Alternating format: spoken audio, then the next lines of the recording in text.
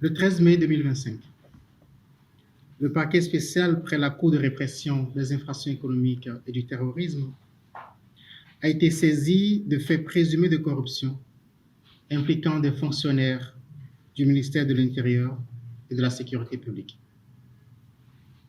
Dans le cadre de l'enquête ouverte, plusieurs agents publics ont été interpellés, notamment le directeur des partis politiques et des affaires électorales, ainsi qu'un cadre de la direction des affaires intérieures et des cultes.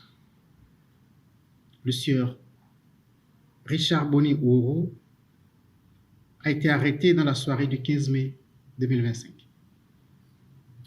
À ce stade des investigations, les éléments recueillis laissent apparaître que dans le processus administratif de reconnaissance du parti politique dénommé le Libéral, des sommes d'argent auraient été convenues et versées à des fonctionnaires en contrepartie de leur intervention pour l'aboutissement du dossier.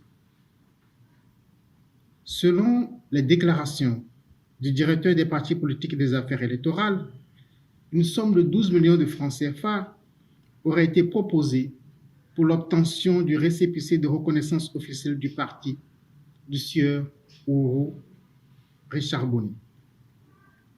Il affirme toutefois n'avoir effectivement perçu que 5 millions de francs CFA.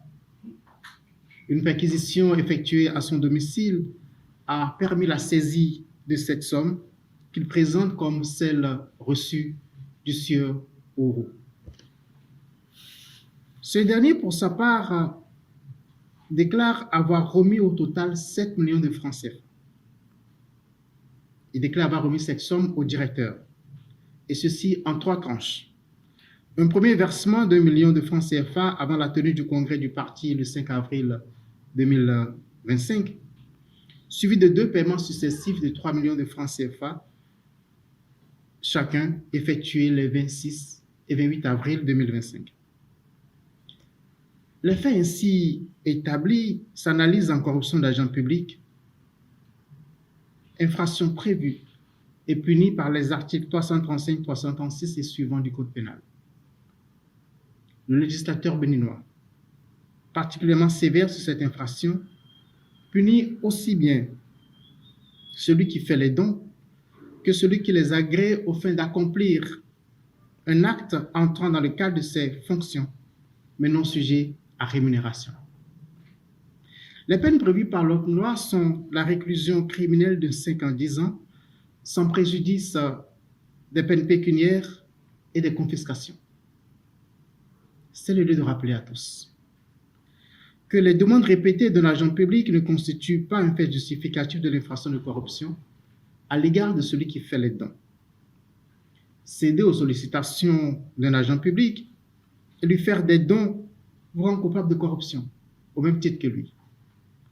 Les enquêtes se poursuivent pour situer toutes les responsabilités dans ce dossier.